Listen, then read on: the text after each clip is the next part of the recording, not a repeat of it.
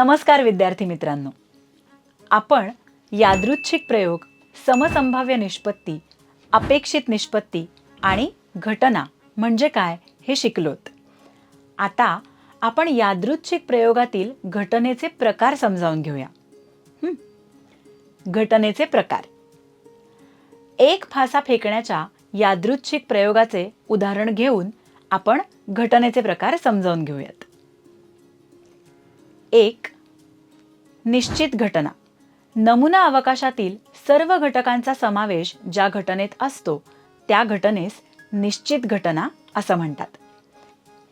आता एक फासा फेकण्याच्या खेळात फाशाच्या वरील पृष्ठभागावर येणाऱ्या संख्यांचा नमुना अवकाश आहे.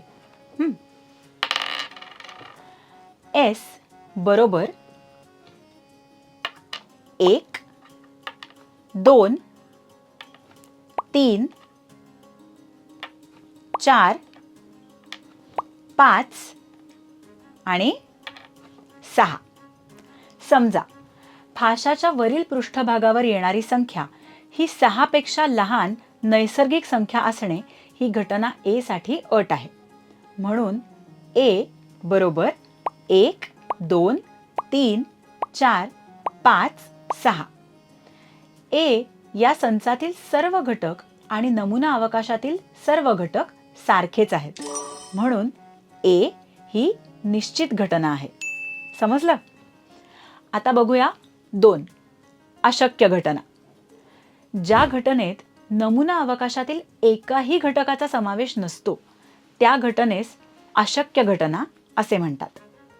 साहजिकच अशक्य घटना दर्शवणारा संच हा रिक्त संच फाय असतो. उदाहरणार्थ, एक फासा फेकण्याच्या खेळात फाशाच्या वरील पृष्ठभागावर येणारी संख्या ही 6 पेक्षा मोठी नैसर्गिक संख्या असणे ही घटना B साठी अट आहे. म्हणून B बरोबर रिक्त संच बरोबर फाय, म्हणून NB बरोबर 0. 3, एकघटकी घटना.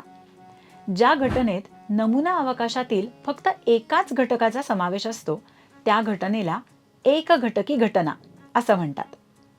उदाहरणार्थ, एक फासा फेकण्याच्या खेळात फाशाच्या वरील पृष्ठभागावर येणारी संख्या ही सममूळ संख्या असणे ही घटना D साठी अट आहे.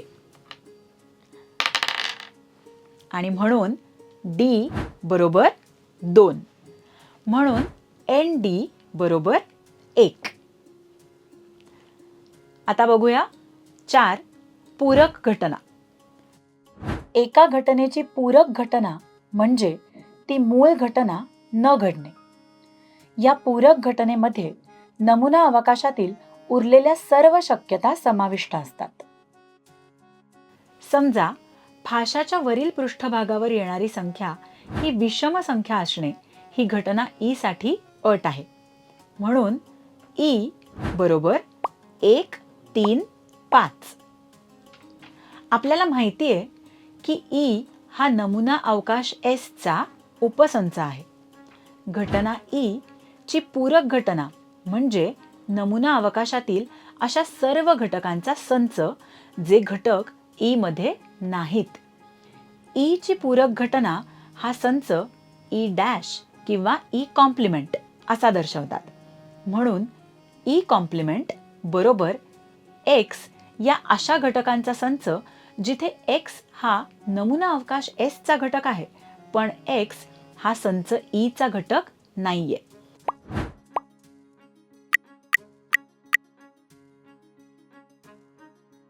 म्हणून E कॉम्प्लिमेंट बरोबर 2, 4, 6, म्हणून NE बरोबर 3. 5, परस्पर अपवर्जी घटना. जेव्हा एकाच नमुना अवकाशाशी संबंधित 2 घटकांमध्ये एकही घटक सामायिक नसतो तेव्हा त्या घटनांना परस्पर अपवर्जी घटना असं म्हणतात. थोडक्यात परस्पर अपवर्जी घटनांचा छेदसंच हा रिक्त संच असतो. वरील उदाहरणात K बरोबर 1, 3 आणि L बरोबर 2, 5 असा आहे. घटना K आणि घटना L या परस्पर अपवर्जी घटना आहेत, कारण या दोन संचांमध्ये एकही सामायिक घटक नाहीये. म्हणून घटना K आणि घटना L यांचा छेद संच हा रिक्त संच आहे. म्हणून K छेद L बरोबर रिक्त संच बरोबर फाय. समजलं? 6. सर्वसमावेशी घटना. जर F आणि G या नमुना अवकाशाशी संबंधित दोन घटना असतील आणि त्यांचा संयोग संच हा नमुना अवकाश असेल, तर अशा संचांना सर्वसमावेशी घटना असं म्हणतात. समजा एक फासा फेकण्याच्या खेळात फाशाच्या वरील पृष्ठभागावर येणारी संख्या ही 3 पेक्षा मोठी नैसर्गिक संख्या असणे ही घटना F साठी अट आहे. म्हणून F बरोबर 4, 5, 6. समजा एक फासा फेकण्याच्या खेळात फाशाच्या वरील पृष्ठभागावर येणारी संख्या ही 5 किंवा 5 पेक्षा लहान नैसर्गिक संख्या असणे ही घटना G साठी अट आहे. म्हणून G बरोबर 1, 2, 3, 4, 5. F आणि G यांचा संयोग संच बरोबर F संयोग G बरोबर 1, 2, 3, 4, 5, 6 बरोबर नमुना अवकाश S. म्हणून F आणि G या सर्वसमावेशी घटना आहेत. आपण काय शिकलो? आपण यादृच्छिक प्रयोगातील घटनेचे विविध प्रकार शिकलो. 1. निश्चित घटना. नमुना अवकाशातील सर्व घटकांचा समावेश ज्या घटनेत असतो त्या घटनेस निश्चित घटना असं म्हणतात. 2. अशक्य घटना.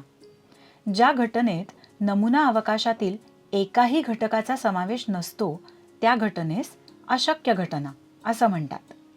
साहजिकच अशक्य घटना दर्शवणारा संच हा रिक्त संच फाय असतो. 3. एकघटकी घटना. ज्या घटनेत नमुना अवकाशातील फक्त एकाच घटकाचा समावेश असतो त्या घटनेला एकघटकी घटना असे म्हणतात. 4. पूरक घटना. एका घटनेची पूरक घटना म्हणजे ती मूळ घटना न घडणे. या पूरक घटनेमध्ये नमुना अवकाशातील उरलेल्या म्हणजेच मूळ घटनेत नसलेल्या सर्व शक्यता समाविष्ट असतात. 5. परस्पर अपवर्जी घटना. जेव्हा एकाच नमुना अवकाशाशी संबंधित दोन घटनांमध्ये एकही घटक सामायिक नसतो तेव्हा त्या घटनांना परस्पर अपवर्जी घटना असं म्हणतात. थोडक्यात परस्पर अपवर्जी घटनांचा छेदसंच हा रिक्त संच असतो. 6. सर्वसमावेशी घटना. जर F आणि G या नमुना अवकाशाशी संबंधित दोन घटना असतील आणि त्यांचा संयोग संच हा नमुना अवकाश असेल तर अशा संचांना सर्वसमावेशी घटना असं म्हणतात. स्वाध्याय. पालथ्या ठेवलेल्या 10 कार्डांवर प्रत्येकी 1 याप्रमाणे 3च्या पटीतील पहिल्या 10 नैसर्गिक संख्या लिहिल्या आहेत.